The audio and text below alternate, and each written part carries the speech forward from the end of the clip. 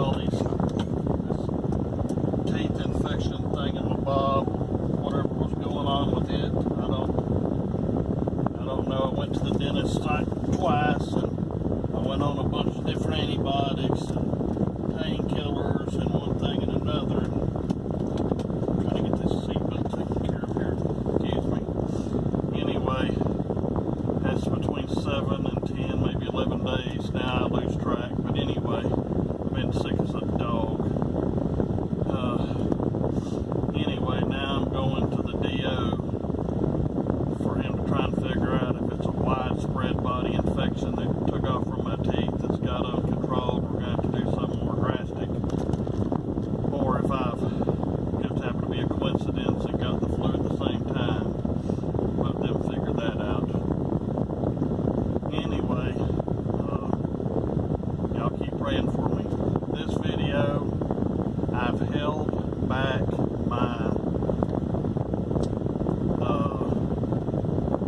analytical skills to thoroughly and properly analyze the sheriff down there in Parkland,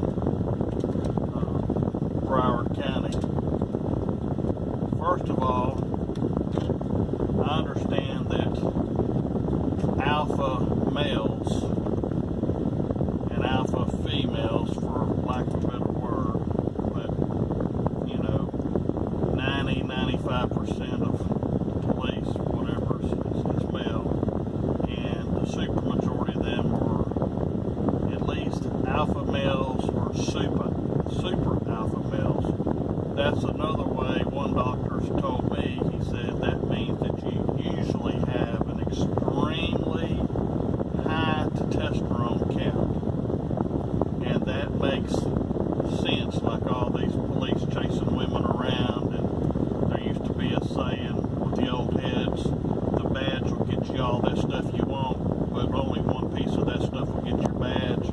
Yeah, I'm a preacher, but I'm talking straight. I'm a straight talking preacher.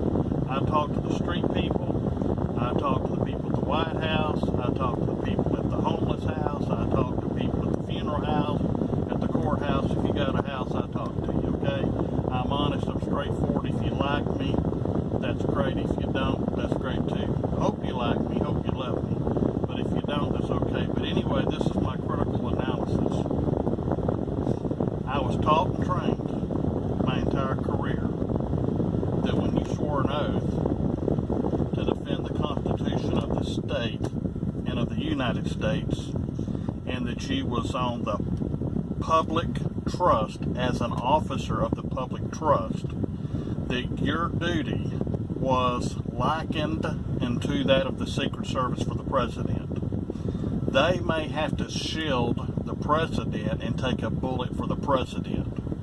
They can like the president, they can hate the president, they can enjoy his politics, his religion, or hate it, but they take that paycheck and they make a commitment under a sworn oath to give their life for the president. Okay, as peace officers, we were told that we were in the same position, except we for the public trust. So if that was a judge sitting on a bench, if that was a school teacher, if that was a child, if that was an old woman, if that was somebody in the ghetto that was, quote, less than desirable, nasty human beings, they were still a human being. And I don't mean the way the dictionary says it. I mean the way it's commonly understood. A man or a woman, okay? You had to be prepared to take a bullet to protect that man or woman's life if they were in serious imminent danger of life-threatening injury or death. You had to put yourself between them and the aggressor. That didn't mean you had to be foolish. You had to take shelter behind a door of a police car or behind a barricade. They got bulletproof shields. They had them back then too, so people are like, well, my agency doesn't have it. Well, then they're retarded, okay? you already got bulletproof vests, but you can also have these bulletproof shields that's got bulletproof glass in the front of it to shield you. But you keep moving from place to place. You don't just sit there and let people get slaughtered. You continue to move in, okay? So first thing is, when I very first get there, then I have to assess the situation. And I've been in situations like this, so I know all about it. Anyway, you get there and you take cover behind your door, you assess, so you're not stupid. But as soon as you assess it, you got to do these things in seconds, not minutes. So you got 10, 15, 20 seconds to look around, see if there's trees, see if there's another door, see if you can figure out where the shooter is, see if you can figure out what's your best shelter, and then you move forward to that shelter. And then you just keep moving in and in and in and in. And you keep coordinating with other officers that's taking different vantage points. So you kind of get the circle mentality, just like the Secret Service circles the president. You're trying to figure out where the bad guy is and encircle him. It's reverse, for lack of a better word. By the way, that sheriff's pretty arrogant, pretty cocky. I wouldn't want him for my sheriff. And I've let the governor of Florida, as a retired chief of police from there, I've let him know my disdain for that sheriff's cockiness and arrogance, being on the public dole and the chief peace officer of the county, and setting a bad example and bad tactics and bad strategies for officers, and doing wrong, that he should suspend him from office, and then he would either appoint the chief deputy to become the acting sheriff until the Senate would decide if he would be removed from office or reinstated, okay? But that he should do that immediately. And I sent a message that they should let FDLE, Florida Department of Law Enforcement, outside agency, do the investigation, because it was the agency in question. You can't do an internal affairs on your whole entire agency. Come on. That's ludicrous, but that's what they were trying to do. So I said that. I didn't say it in public. I didn't say it, but I made my phone call. I was deadly sick. I mean, I've had problems for weeks with my teeth. It just got worse and worse, but I made my phone call, and I let it be known what my sentiments were, what I thought. Well, he put FDLE on the case, but he hasn't suspended him, and I'm still calling publicly. Now I'm calling publicly for him to suspend him. But this is a tragedy. I guarantee if the officers had have done how we were trained, I'm not saying nobody would have been killed, but I'm saying they could have neutralized the shooter, the man that was committing murder. They could have neutralized him in many different fashions. That is to say, to stop him. If he died as a result of that, so be it.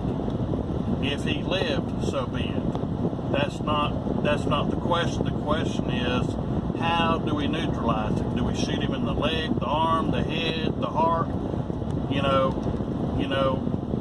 Over the years, training has evolved and it's changed. There used to be a double tap center mass. Then there was a time it was a double shot to the head. You kill the head, the body lay down and die. That's just cop talk. Double tap in the chest has stopping force, and will usually, one of them will hit the heart or close enough to, it'll cause enough damage, it'll stop them. They may live and they may not. Then there was a time that it was a tap in the head and double tap in the chest. So you have the stopping power and probably the final neutralizing power. But when deadly force is being used against another, peace officers are authorized to use it against the aggressor without regard.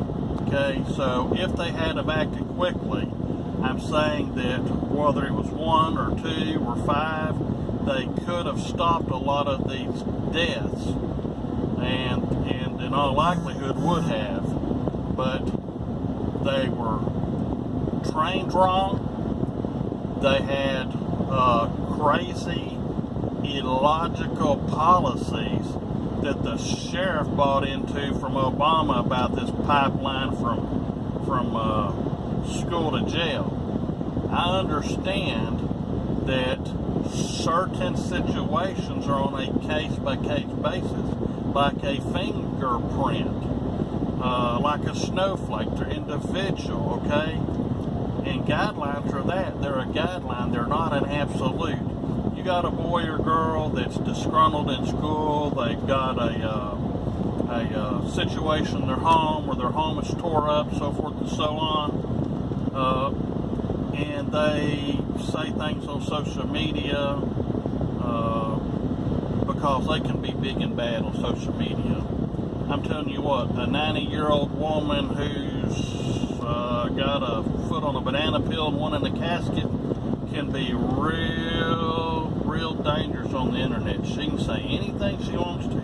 Or it could have been a man or a 10-year-old child. They can say anything they want to. Okay? They're bulletproof because they're in their home, in the safety of their home, and they can become a 20-foot giant that's bulletproof. You see? So, people have learned that because nothing was done, it enabled them to go to the next step, and the next step, and the next step. Now, I remember during the mid-1990s, when some of this stuff was starting to come about, and in the late 90s when it became more prevalent, I said to a lot of people, wait a minute, if these things are going on, then we need to conduct investigations, because it doesn't matter if you send it to them in the mail, a threat, you say it electronically in an email, or you post it somewhere, and we can investigate and prove it's you, then there's a crime, and that needs to be dealt with, okay? Now, if they're a juvenile, it needs to be dealt with in juvenile court, okay? But you need to at least slap the hand pretty hard so that they'll quit it. Because if they're not, they get more emboldened and more emboldened and more emboldened until they get guns and go down there, okay? Remember, this is a mental health issue, not a gun issue. Mental health issue, not a gun issue. I say it over and over. No man, woman, or child in their right mind would take a gun, a knife, a brick, a rock, and go hurt another person. Okay? They have to be, have some kind of mental issue. Whether they're a person that can't control their impulses, whether they are severely depressed and they're acting out their anger, they're mutilators, which means cutting their skin and such as that thing, then it's going to escalate. And they're either going to seriously hurt themselves, kill themselves, or another. And at that time, then they need to be committed for evaluation and determination, and a doctor and a judge has to make some decisions at that point. But a lot of lives would have been saved if the sheriff hadn't have been a punk. And I said that he's a punk, and his deputies down there are punks too. I said it, and I don't care. They say what they want to. A real man, a real peace officer would have went in there. I don't mean you go in there and frivolously give up your life. I have family and friends in my own life. I have a duty to my own self to preserve my life. But if I sign up as a peace officer and I swear the oath, and I go out there to protect and defend and to save life, and that's our number one job above all jobs, is to save human life. That's number one above all. Period. And any peace officer that's not willing to do that, go turn your damn badge, you punk. That's foolish. It's ignorant. You're hired to protect the people, to help the people, not harass them.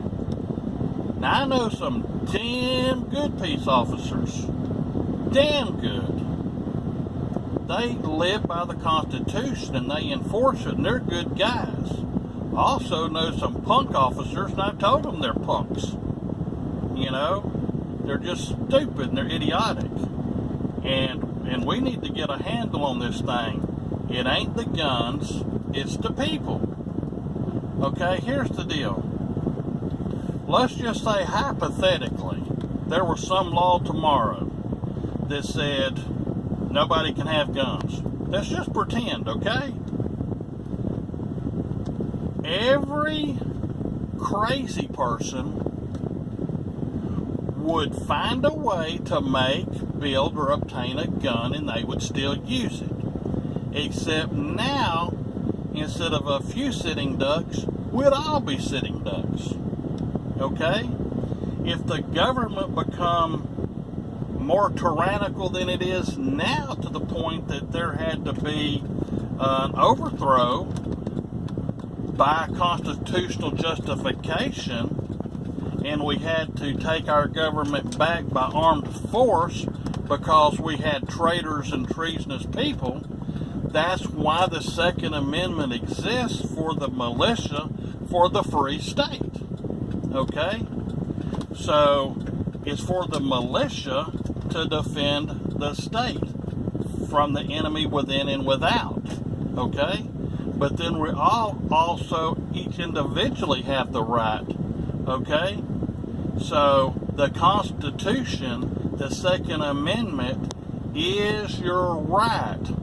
Not a carry permit, not a constitutional carry privilege. It is a constitutional right that is recognized. All the Constitution is, the Constitution recognizes what already exists in nature. A man's right to defend himself, a man's right to make a living, a man to be safe in his abode, to dwell where he pleases, to serve his God or have no God, to have a family or not a family, to work or to live off of the land. Whatever he chooses, he's free to do that. He can do anything he chooses to do, so long as he does not run up on the rights of another man. So me and another man can stand on the sidewalk and he can tell me I'm a jerk and I can tell him he's a jerk all day long. Now, if he rushes across and punches me in the face, then okay, that's assault and battery and he goes to jail. Or if I do it, okay? So we both got our freedom of speech, and it's virtually unlimited till you cause a threat to the public in general. Like you can't yell fire in a theater that would cause public panic and cause harm. Now you violated the other people's rights. But up until that, you can say whatever you want to say. That's just the way it is. Now the other thing is the Second Amendment says this right, not privilege, right shall not be abridged. Okay, a regulation is an abridgment. Okay, the public is supposed to have, and there's been Supreme Court decisions on this, and one in particular, and I had to look it up, but there was one specific that said exactly what I'm going to say, and I've known this all my life, but it makes more sense now than ever. The public is able to have any and all weapons the military has access to, because if the government become tyrannical, then the public and the militia has to be able to fight back to put it in place, which is fully constitutional. Not an unconstitutional overthrow of the government, but a constitutional reset of the government or a reforming of a new constitutional republic. Okay? We're not a democracy. Every time you hear the word democracy, tell everybody around you that's bullcrap. We're a constitutional republic. We are not a democracy. We're a constitutional republic. Okay? Mob rule is the law in democracy. You got 100 men, 50 plus 1, they tell the other 49 how to live. In a republic, it says, if 99 men hate this one guy and they want to beat the hell out of him, they can't do it. Okay, that man has right to live free and to be protected. And the peace officers have to come protect him, okay? People need to learn the Constitution for their state, and they need to learn the United States Constitution. You need to learn what the duties, authorities, responsibilities are of the sheriff. You need to learn what they are of the constable, where you have constables. And constables are the oldest law enforcement agency, or not agency, but they're the oldest office of the people. And so people like to say that the U.S. Marshal Service is the oldest, but that's not true. The office of constable is the oldest, and the sheriffs came out of constables, you know, and they had bigger budgets because they maintained a jail, and it took money to maintain a jail, so, and then they were able to hire more people, and anyway, they tried to make their office a lot more powerful than the constables and tried to say constables are archaic. Well, you came out of the constable's office. Your office was formed for a different purpose, to maintain the jail mainly, and to serve what papers the court gave you, and to keep peace in the county. That's why you're the chief peace officer. The constables were in 4, 6, 8, 20, or 50 different precincts or districts throughout the county, so that the local people in a 2 or 3 or 4 mile or 8 mile this away and this away, you might have a 30 mile, depends on the size of the county. Say an 800 square mile county, you might have 200 square miles that's your district, where you know the people better. You're closer to them, and you get to know them on a close basis. The office of constable is very, very important. And Texas has a lot of constables. And Texas is the best example of constables in the country. But we need to get back to the basics of the Constitution of the state and of the United States. Just because something sounds good, just because something feels good, you better think about all the slippery slopes, and you better think about how things start one way and go another. But that sheriff, he should be removed from office by Governor Rick Scott, and I'm calling on you publicly as a retired chief of police in Florida, understanding the laws, having gone to a full-time police academy, a reserve academy initially, having gone to a correctional officer academy, having worked there about 20 years, but I already had other time on the books, and successfully retired as a chief of police there. I know a thing or two, and I've been on a lot of task force in Florida, and I know a lot of sheriffs in Florida, and I'm telling you, some sheriffs aren't speaking out openly, but behind closed doors, they want that sucker gone. I want him gone. And they need to get somebody in there, and they need to change these policies immediately. And if you ain't got the guts to go in and protect the people that's paying your paycheck and go into the line of fire when necessary, you know, like you're a foot soldier, we have the military, and they go into the line of fire, okay, to protect us. You are the civilian equivalent. So you got to go into combat, and you got to go into mode, and you got to fight, and you got to protect us. You can't be a coward. I mean, them guys down there, they're cowards. They're punks. All of them that didn't go in, they're rat bastards. and I said it. I probably shouldn't have cussed. But anyway, that's how I feel. I'm very enraged about it because people died.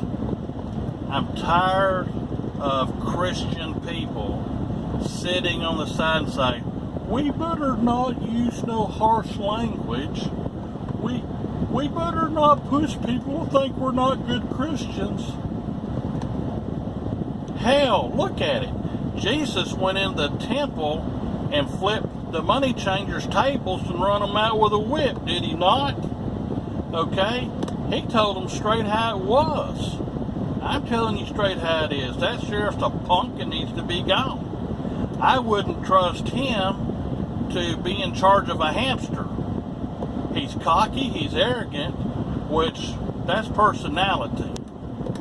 But he's a sorry example of a peace officer. I wouldn't trust him with a bucket of nuts. And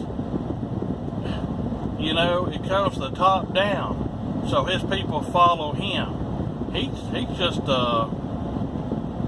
I don't know. He's misfeasance and malfeasance of office.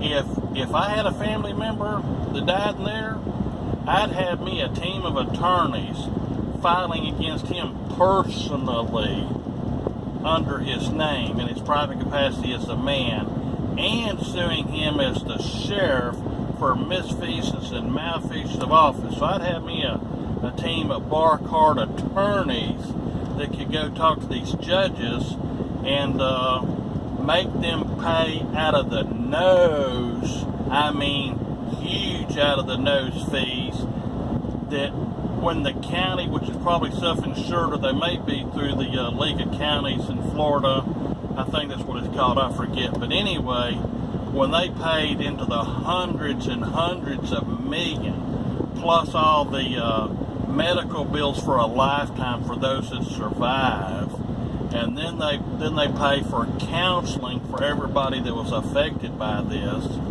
and then they have to pay for all the new training on all the new policies. You're probably going to get into $500, $700, $800 million. I guarantee Broward County Sheriff's Office will change their freaking ways. And that'll be a wake-up call to sheriff's offices all over the United States, as well as police departments. Okay? An office has a special duty to the people, because the people elect you to provide their protection. So they're granting you the public trust office to protect them. And that's a malfeasance, misfeasance of office. You're taking money under false pretenses to do something you're being paid to do it, and you're not doing it. It's just like stealing. You're a rat. You're a dog. And I'm sick. And I'm mad. And maybe I wouldn't say it exactly the way I did, but maybe I need to be mad. That way I'll let it get out. So if y'all want me to talk on some specific subject, yeah, to tell me what you want me to talk on. But look, study your state constitution. Print it out. Carry it around with you. Read it. Look up them words you don't know what they mean. But you need a dictionary for the time it was written. You're going to need like a Bouvier's Law Dictionary. Okay? My opinion.